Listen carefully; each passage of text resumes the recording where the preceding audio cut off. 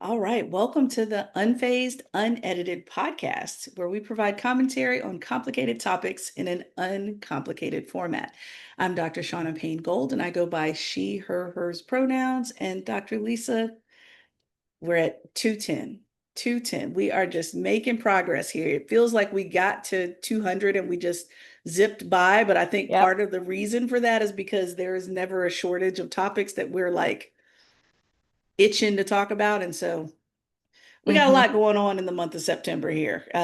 I know that we have several celebratory-ish, heritage-ish events that are usually on the diversity calendar for September, but we don't even need to look at that calendar to have some stuff to talk about. So, No, we don't. No, we don't. And I am still on the crappy microphone because my other microphone went kaput and I have not yet purchased a new one because I've been doing all of the research and they're expensive. So, they are, but the good ones yeah. are pricey. And yeah, exactly. Well, I don't even, knock on wood, I don't even need a new microphone. I need a new stand for my microphone because I feel like I want it up a little bit higher, or sometimes I Uh-huh. want to move it around depending on what I'm doing. Even the stands are expensive. Yep. Yep. But Lisa, you remember the running joke as we were approaching 200, there were a lot of folks that said when the tariffs were going on that they should tariff podcast equipment because there are just too many podcasts out there right now. I Yes. guess people Yes. were just bored doing them. No, no. Dr. Lisa and I were here how many years ago doing Yep. this? We were Yep. here when it was uncool. Okay. We were here when it was uncool. But yeah, we've been in it a long time. Look, that's probably why the microphone gave up, Lisa. It's Could be. 200 episodes and it's like enough already. And I don't know if you use it for other things, but 200 episodes is quite a bit. Yeah, no, I feel like it should have had a longer life. Your one is still going, so I It don't know what is. is going on. Yeah. Yeah. So, And we got yeah, ours at the same time, right? So we did. yeah, yours should Anywho. be hanging in there longer. So anyway. All right, well, let's get into this week's word of the week. Dr. Lisa, Yes. take it All and right. run. So we've got xenophobia, which I just feel is super salient right now. So I wanted to just make sure we're all on the same page about it. There are a lot of xenophobic people who have platforms in the United States at this time. So what it means is a dislike, hatred, or fear of people from different countries or cultures, or of anything perceived as foreign, strange, or outside of one's own group. So, a little bit of linguistics here. It comes from the Greek word xenos, meaning stranger or foreigner, and phobos, meaning fear. And, with all of the immigration raids and the restrictions that have been placed on refugees and asylees and people who are applying for visas with student or visitor visas and the crackdowns there, it's all fueled in large part because of this fear of the other, but in particular fear of the foreign other.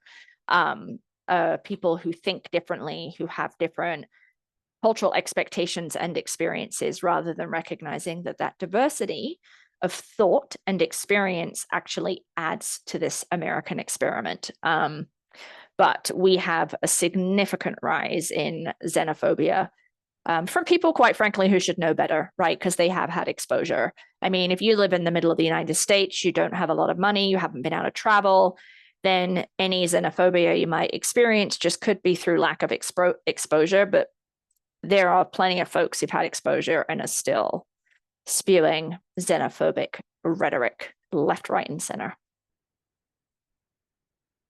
You're muted.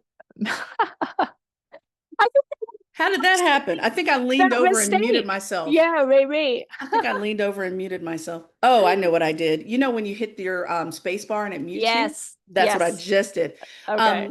I'm thinking it's the irony of especially US folks being xenophobic, Mm, given that the irony is this was supposed to be going back to your point about the American experience, which I highly question um, the success of the experiment. But anyway, I think that it's highly ironic because wasn't this supposed to be the place and space where people from anywhere, everywhere, Yeah. every corner of the world was supposed to be able to come to avoid the very same xenophobia?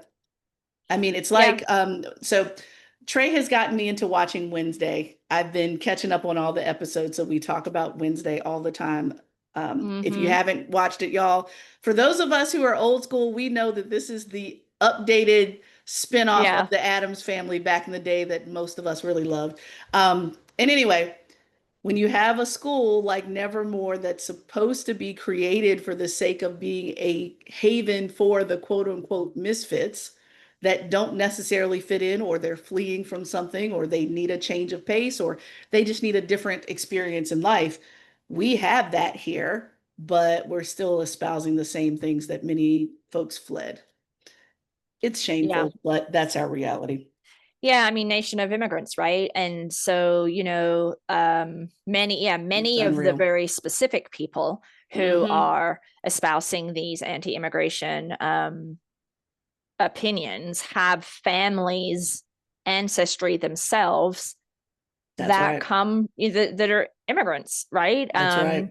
That's And right. very, I'm like grandparents, like so close. And I think Mm-hmm. that is definitely an irony in all of this. But obviously, there's good immigrants and bad immigrants, right? And that's deeply tied up with racism.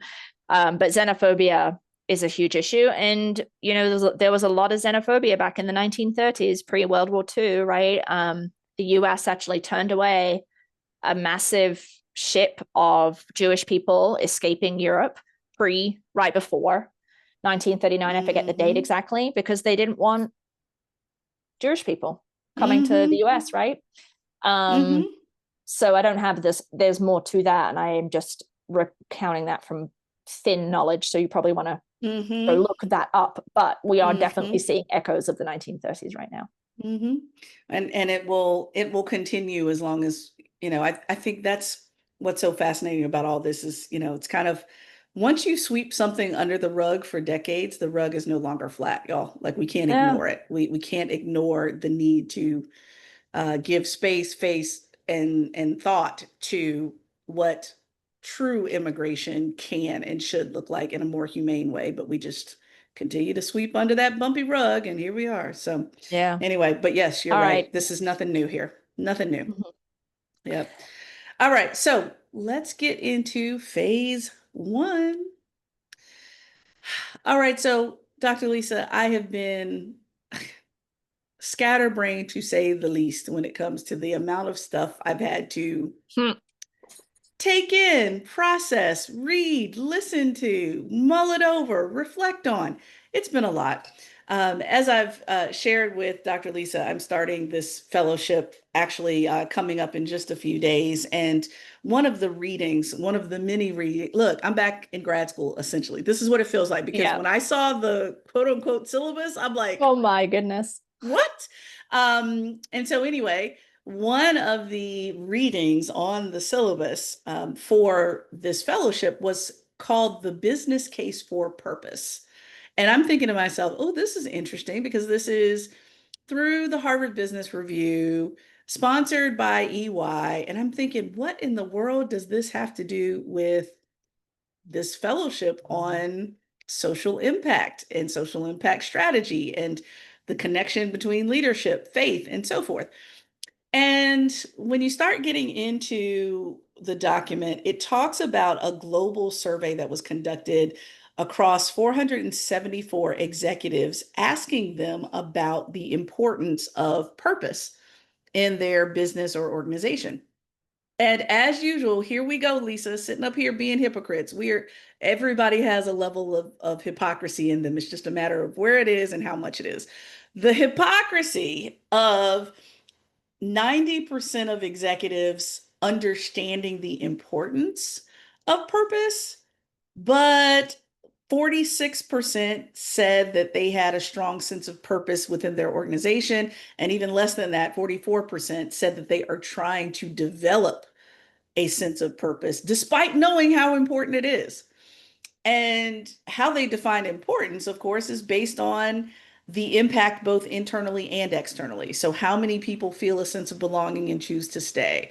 How loyal are your customers? How much innovation is being created? How much transformational change is happening, both internally to your organization and externally to your organization?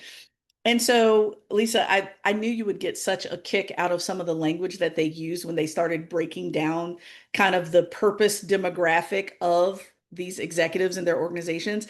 They created a demographic around to what type of purpose-driven organization they are. And there were three types: prioritizers, developers, and laggards is the word for this small group. The prioritizers are about 39%, and they're the people that are on it. I mean, they are very active in integrating purpose into all protocols, policies, procedures, processes, internal, external to the organization. They are literally putting a lot of intention and effort around completely, I wouldn't say overhaul, but completely engulfing their business or their organization based on the purpose. Developers, they're trying to get there. They know it's important. They're starting to implement some things around purpose, but they haven't really gotten to this ideal place.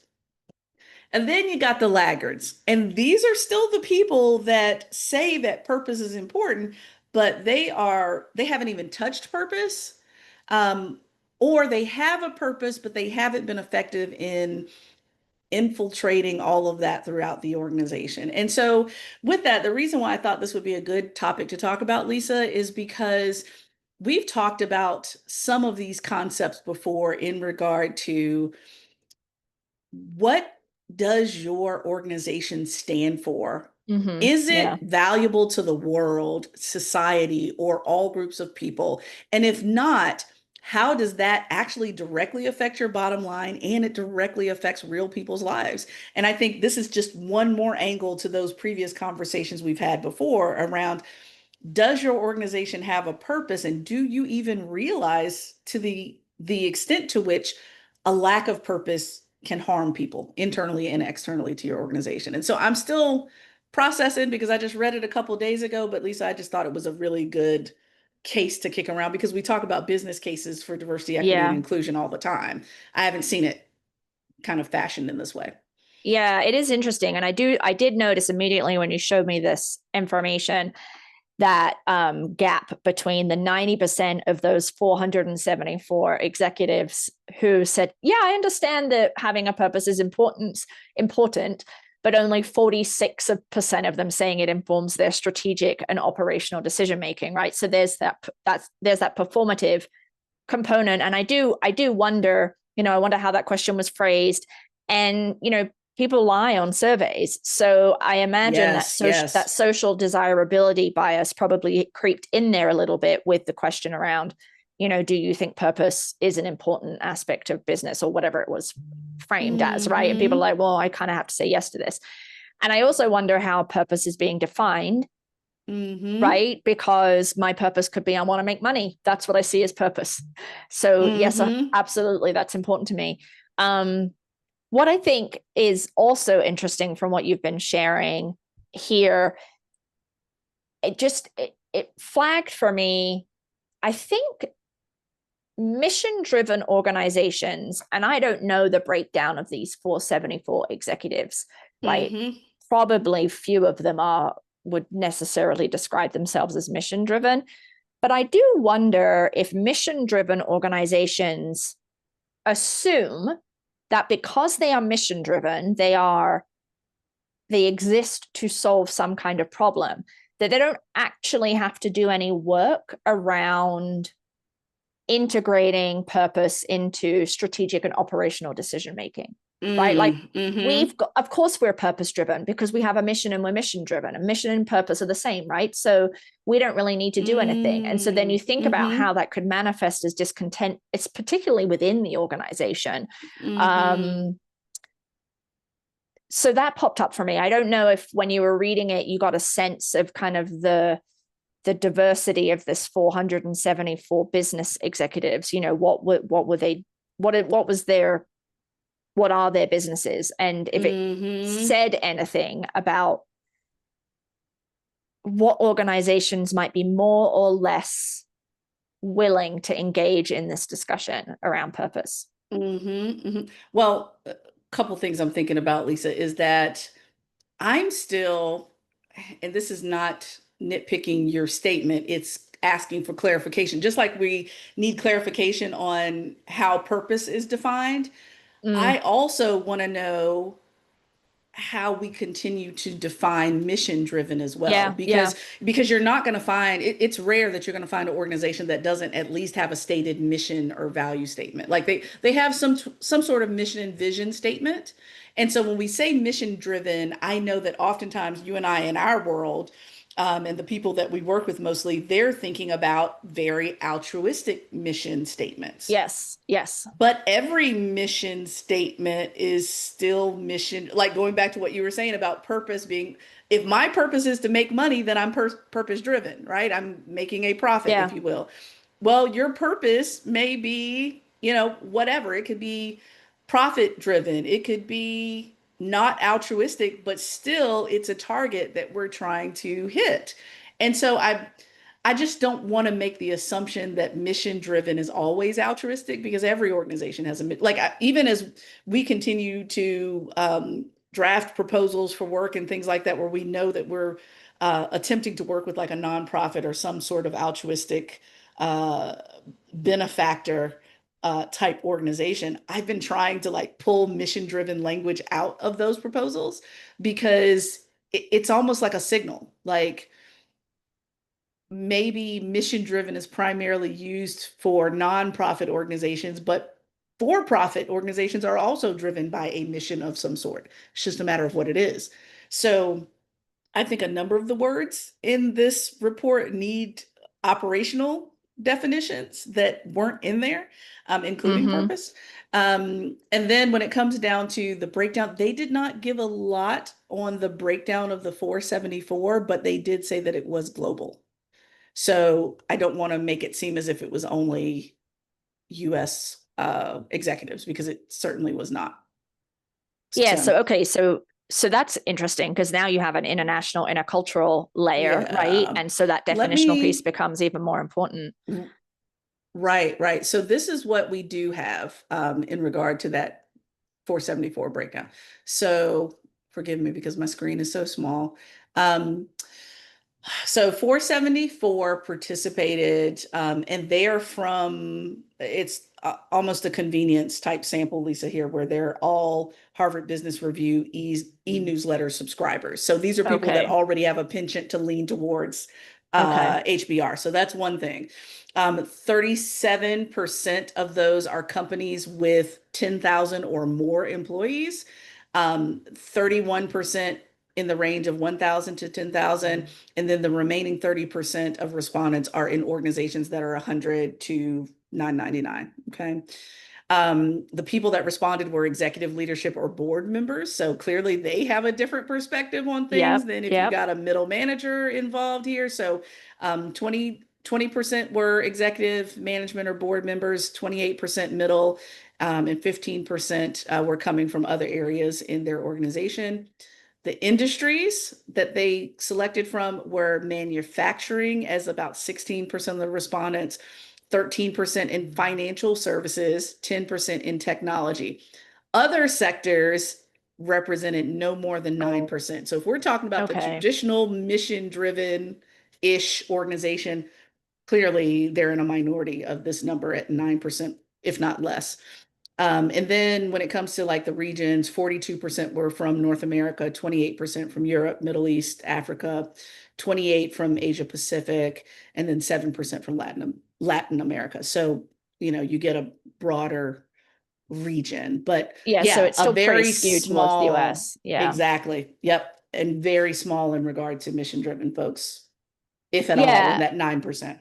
Yeah, and I think when I said mission driven, when I was saying that, I thought in my head, well, every organization has a mission, right? So that's it. That's So I right. I did flag it Yeah. before you wrote it up. So that's interesting. We Yeah. do have the same brain. Oh, we Um, do. We do. I think yes, the traditional kind of what we would understand as mission driven being Hmm. altruistic, which could be for profit also, right? But That's more right. about That's right. social impact, social wellness, cultural change, progress, that sort of thing, supporting vulnerable populations. That's what I'm thinking about Mm-hmm. Mm-hmm. as mission driven. And I Yeah. do, yeah, it's an interest that this is an aside, I suppose, because every organization has a mission. So every organization is in some way mission driven. Mm-hmm. Um, that's real. And I still think so. Yeah. Now I'm like, that's really, how do we redefine mission driven so that we are clear that we mean a particular subset of organizations whenever Mm-hmm. most organizations, big or small, probably have some kind of mission, right? And Mm-hmm. then what Mm-hmm. does that look like internationally? This is like Mm-hmm. that's a tangent that doesn't need to be discussed here, but it is a thoughtful comment. But for those organizations that are more into that altruistic bucket, I Mm-hmm. do wonder whether they neglect to foster internal capacity and Mm. intentionality because they just assume it's done because I would, you yeah. know I'm with you. I think I want to agree with that because I mean, think about it, Lisa. How many times, well, several things I'm thinking about. I think you and our consulting businesses fit into that category of yes, of mm-hmm. course, we need to make a certain level of profit as business owners, but yet we do it for a greater good, right? So that's one thing. The other thing is it fits right into their definition of purpose. So I found their definition of purpose. It is, quote, an aspirational reason for being, which inspires Mm. and provides a call to action for an organization and its partners and stakeholders and provides a benefit to local and global society. Okay. So, with that purpose, going back to your point about being mission driven, I do think that we need to reframe when it comes to that. So whether we pick some of these words here, whether it's an aspirational mission or a Yeah, yeah, call to action mission or a beneficial commission, whatever that might be, we need to pick a word to redefine mission. And then I think the other piece too is that we know this, Lisa, through our work and what we've done in collaboration before, where we have what we call kind of our Jekyll and Hyde clients that we work with, where they call us in to do yeah, those equity audits where they're doing external great work, which would be yeah, considered purposeful and mission driven in that traditional sense of the word, but internally they're torn up because yeah, they're not espousing those same values. And so, pick whatever function you want.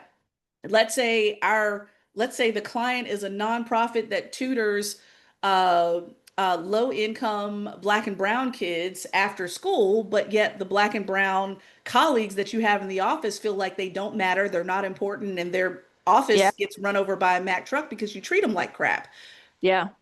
Of course, there's a difference and how they operate, which this is why I think this report is so powerful, is that when do you pump the brakes and take the time to do some internal examination around how you do your work?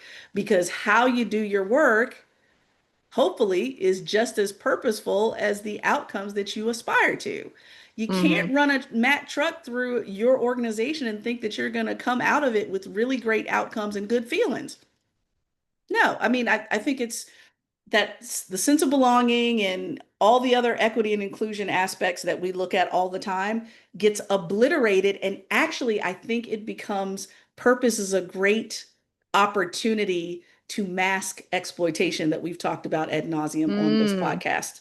yeah, Well, yeah. Shaunna, you should give up your whole life and your kids should never see you, and you should spend 12 hours in the office every day because the purpose is fill in the Mm-hmm. blank. Like we have directly experienced that, Lisa, in higher ed, Yeah, yeah, especially in student affairs, or we could pick on any industry where it's like, well, you're almost shamed for saying, you told me my office hours were from 9 to 5. So if I'm walking to my car at 5:01, you want to shame me for actually having yeah, boundaries for the sake of it's all about the students and we're student centered. We're yeah. student centered, but we're faculty and staff obliterating. No, Right, right. but it does happen. Absolutely, it happens. Yeah. Yeah. So anyway, we will link to this business case for purpose report. So for all of Yeah. those interested, you can delve more into the details and get some ideas perhaps for your own business. Mm-hmm.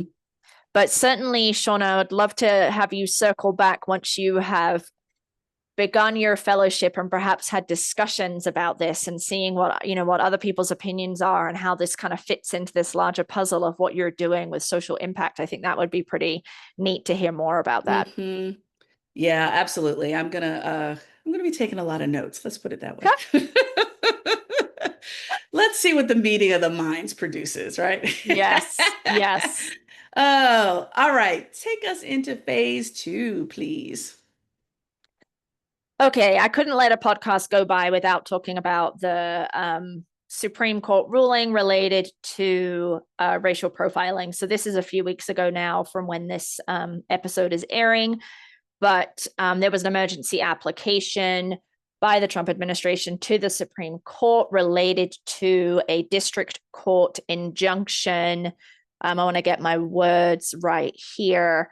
Yeah, there was a U.S. district judge in July who issued a temporary restraining order barring agents, immigration agents, so ICE, from stopping people based solely on 4 factors alone or in combination, and that included race or ethnicity, speaking Spanish or accented English, being in certain public areas such as day laborer sites, or the type of work that they were doing.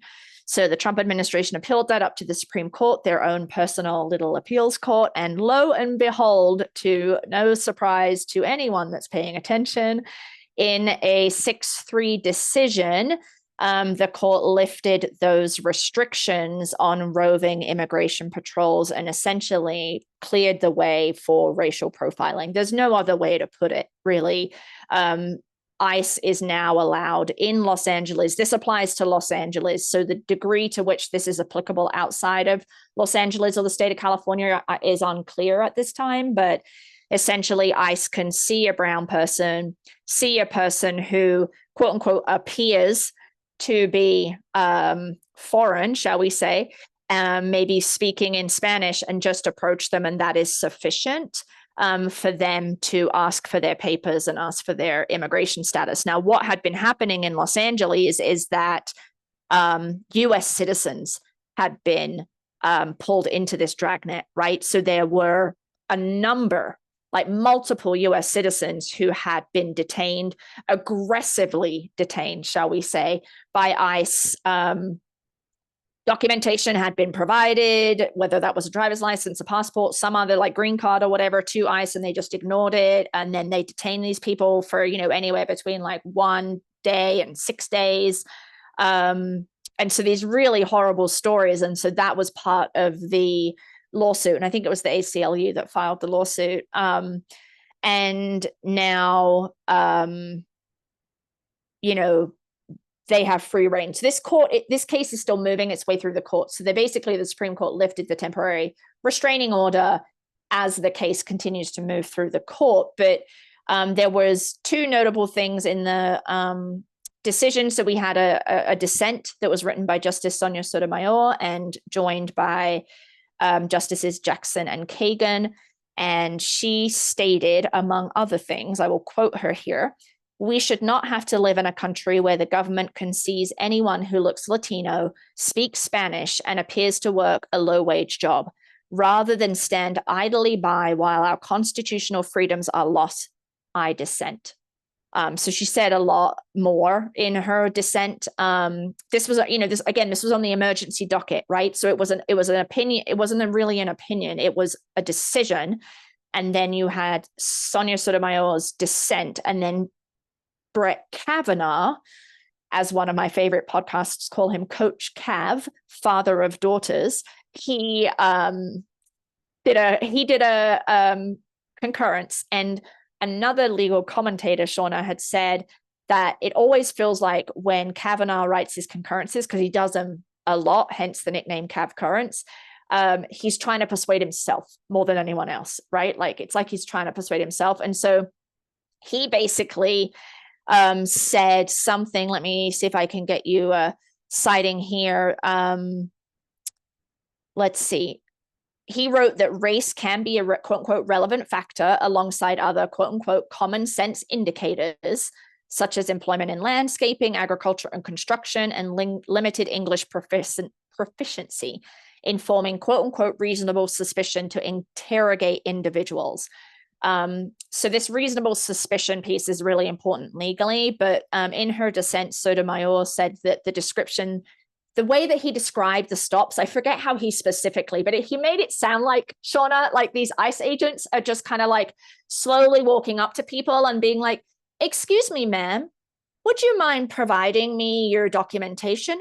Oh, thank you very much for your passport. On your way. Sorry to have interrupted you. That's kind of how he made it sound. But that's like And not we what's know happening. that's not the Yeah. case. Yeah, I mean, yeah, yeah, and yeah. so in the dissent, Sotomayor says that his description of how these stops are rolling out, quote unquote, blinks reality, right? Because yeah, Oh, like district, so when a district court yeah, like yeah, makes all these decisions, they do all the fact finding, right? And so there's a yeah. lot in the record around what is happening. And so Sonia Sotomayor is basically saying, if you read it, if you'd read all of that documentation about what's happening, you would know that these interactions are not cordial, They're not you know, cordial, pleasant. No. low stake interactions, right? Hence the Mm-hmm. it blinks reality. Um, Mm-hmm. and Mm-hmm. a lot of commentators have since pointed out that, okay, so we can racially profile, or we can take race into consideration for immigration stops and deportation, but we can't do that in college admissions, because that is a problem and is racial prejudice, racial profiling, racism, right? I forget how The hypocrisy the of it all. hypocrisy, right? So I think the other piece for me, not only did the conservative majority, apparently not read or not care about the kind of evidence Mm-hmm. or the record, is that Mm-hmm. Kavanaugh's concurrence really just, I think, belies the fact that as a white privileged man, he There you has go. no effing idea None. what it means to live in an environment where you are regarded constantly with suspicion, where Mm-hmm. you are on the receiving end of racist and xenophobic attacks, where Mm-hmm. people make assumptions about your value and credibility and safety. And so that's part of why he defined these stops in the way that he did, because he just has no idea. It's like No so idea. removed from his lived experience, Yes. you Yes. know Yes. um and so that privilege of it came through, and then obviously the other 5 people in that majority couldn't even so much as be bothered to give a reason for this. But so yes, And I'm to your pretty point, angry about it. Yeah, go ahead, sorry. oh, no, no, no, no, you just remind me of something too, is that when you said folks are living an entire life under suspicion, that to me also goes back to, you know, Kavanaugh is positioning this as some pleasant exchange, also under the white male understanding of never living under the suspicion of anything. Right. Because we know that the approach of these folks, it is, if someone is being approached, usually it's because they are being people are Mm-hmm. suspicious of them, not because they're not suspicious, right? And so we're Right, starting right. from two different planets. He's starting from, oh, I'm nothing is suspicious about me, and I'm just cordially kind of, this is almost like, going into a restaurant and getting a drink, and clearly, I'm of age. I'm just flashing my card and get my drink and keep on moving. Have a good night. That's not how it's working. Mm-hmm. And let's go into the core of what Kavanaugh may never be able to fully understand. That opinion is written without the experience of fear. Yeah. There is nothing in that speaks to the fear of people. That's what's been blowing my mind quite a bit around our previous conversation about DC at the moment, and National Guard being in DC and so forth. And let's tout all these numbers about, crime being lower, et cetera, so forth. The only reason why crime is lower than it was before is because nobody's there. People are afraid to go there because they don't want to be accused of being suspicious just by walking in DC and breathing. So they avoid it entirely. There is no, or there is less crime because there's no one there to experience or produce a crime. Why? Because you've created a fear that people just living their lives in Mhm. lawful ways can't live their lives in lawful ways. Restaurants are shutting down. People are, they only have, for example, I know in DC specifically, there's lots of restaurants that are open, but there are many of them that are now going to ghost kitchens because there are not enough people coming to patronize them and they can't afford the rent there anymore. This is in 30 days. So, with that, I think it's just very foolish to assume that your white male experience is transferable to what these people are experiencing right now because it is not. Completely Well, avoid. yeah, and I don't even know that he's assuming it's similar. He's just like he's oblivious to your point, right? Like I He's don't think there's even oblivious. and but he at least, I mean, he at least tried to justify it, whereas the other folks were like, we don't even need to, right? We are so omnipotent and untouchable that we don't even need to give you a reason. Hmm. As stupid and incorrect as Yep. his concurrence was, and like kind of, yeah, just myopic and not aware, like, I mean, I'll give him a point for actually feeling that he needed to provide some justification, right? Like that's part He's of the the chief justice. problem. That's part of his fucking job. No, Kavanaugh is not the chief justice. Oh, we're talking about, oh, I'm sorry, Kavanaugh. That's right. That's right. No, Yeah, you're right. yeah. He doesn't have to. Okay, I'll give him my half a point. But here's the thing though. I'm wondering. Well, look, Sotomayor kind of called him out on not truly reading and processing everything that's happening. Right. He wrote it without an understanding of what's going on fully. Because if he read Yeah. the lived experiences, that he would see the fear there, he would see even if he still agreed that it should happen, there would be at least an acknowledgement of the fear and how these are not pleasant exchanges. Right. Right. And so people are opting out. People are saying, okay, well, now I have to stay hidden or I have to, um, uh, some are certainly self-deporting and they're just leaving. But the pleasantry around it is just oblivious. And he had a choice not to be oblivious because he had why not read the experiences of folks? Sometimes I think that is, what is it? Chosen. I don't know if chosen's the right word, but you made a choice to be ignorant about it. I know I can read about the lived experiences of these folks, but I'm not going to do it because I think I already have the gist of it. Let me write from my experience. This is so far from Yeah. your experience. This is light years from your experience, I which mean, it it's also which makes it possible. which makes it more important for you to know someone else's experience. Yeah. I mean, he and the five other justices that, Mm-hmm. voted to remove that temporary restraining order could could have read the record and just been like, shrug, right? Like, so they, it could also be, True. That's true. I just don't care Mm-hmm. because, we know that Mm-hmm. the court has become more and more politicized over the last decade or so, maybe That's right. longer. And Mm-hmm. that, this is, another win for the Trump administration. And usually these part of the critique Mm-hmm. of these emergency orders that are coming down is that they're unsigned and there's nothing. And so Right, then right, right, right. lower courts have no idea how best to then utilize the decision or change their way of analysis or, Mm. judicial process because they're given absolutely nothing. It reminds me of there was a case a couple of years ago, Bremerton versus no Kennedy versus Bremerton School District, I think, and it was related to that coach that went out into the middle of the field after the high school games and did a Yeah, prayer. prayer. Mm-hmm. And I think Gorsuch wrote that opinion, and it was the same thing that the dissenters that included, I don't think, Jackson wasn't on the court at the time, so it was must have been Breyer, Sotomayor, and Kagan.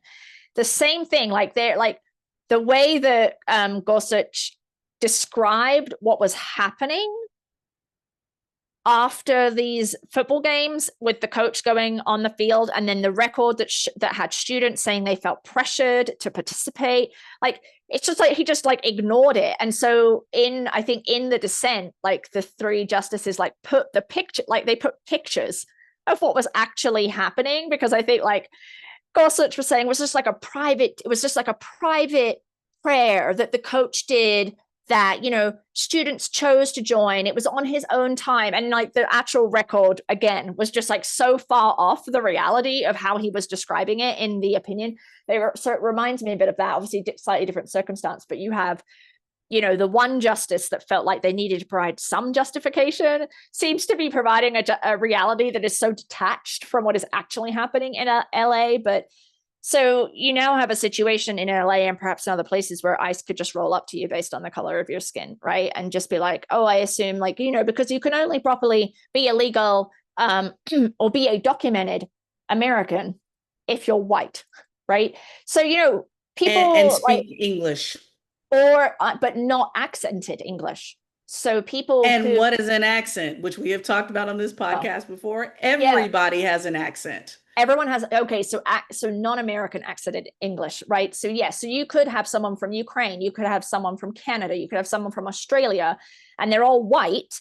They speak accented English, but they're Mm-hmm. not likely to be aggressively detained because they're white, Exactly. right? So Exactly. there's no way to really escape that this removal of this temporary injunction has absolutely given license to this, you Mm-hmm. know, Trump's private police force to essentially um, Mm-hmm. attack and detain people based on race and identity, regardless of whether or not they're citizens, really regardless of whether they have proof of being That's citizens or right. green card holders. And the last thing that I will say is that Kavanaugh also made some comment around because of the number of people in LA, and because this percentage of people in LA are undocumented, it's reasonable, right, to look at things like race and language. But I forget exactly what those numbers actually Incredible. kind of came down to. But another commentator who was in opposition to this decision was like, LA has this many people, right? So, and then percentage of undocumented people is so small. Mm, mm, mm, Like, mm. so providing that reason that there's just a high volume of people in Los Angeles that are likely undocumented, fitting this racial and identity characteristics, is Yes. itself flawed, right? I thought that was a good opinion. Again, just, you know, detached from reality. So there we go. That was my little rant. Thank you for listening. Oh, no, no, no. It's look, and that oh my gosh, I got problems with so much of this. I mean, just even the notion of exactly whose common sense are we talking about here? Right, right. White men's common sense? Yeah. Because when I'm thinking about a uh we no longer use the language of melting pot anymore, but if we're talking about a mixing bowl of Americans, common sense would tell a black woman, a white woman who's a naturalized citizen from the UK, that that's not what it looks like. Right. You can have accents from all over the place. You can have skin color across the board. Like, Mm-hmm. are you serious right now? It's, but you're right. I think, again, this detachment from reality, even as even as we attempt to educate folks around the lived Mm-hmm. experiences of people who are far from their reality, I think the ignorance is chosen sometimes. I agree. I I agree. really think it's chosen, unfortunately. So, Mm-hmm. well, look, if you're listening to this podcast for even 5 minutes, you will leave hopefully more educated than you came in. We're going to talk about it. But I think, during this month of September in the United States is Hispanic Heritage Month. And so I think it was a relevant and important conversation to have so that we know what our neighbors and loved ones are experiencing Mm-hmm. and how we can support them. Just real quick, Lisa, I saw on the news, I can't remember what city it was in, but there were some immigrants that were working on someone's Airbnb, working on replacing their roof. And ICE agents tried to intimidate them to come down. and they stayed on top of that roof, and neighbors saw what was going on and chanted and did all kinds of things to make sure that ICE left them alone.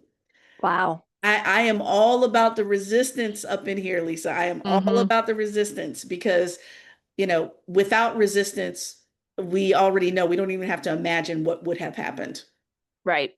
We Right. need it. So, anyway, with that, that's a wrap. Yep. Let's uh, wrap this episode up because it's got so much in it, but we want to remind you of our social media and podcast apps. You can always find us at Unfazed Unedited, our website itself, unfazedpodcast.com, or you can certainly email us, info@unfazedpodcast.com. Go out there, check out all the episodes that we have, both old ones and new ones. Obviously, we've been quite busy this year because there's just too much to talk about. But if you like this week's episode, please subscribe, like, leave a review, share this with your friends, coworkers, or anyone else in this phase of your life. All right. So until next time. All right. See you next time.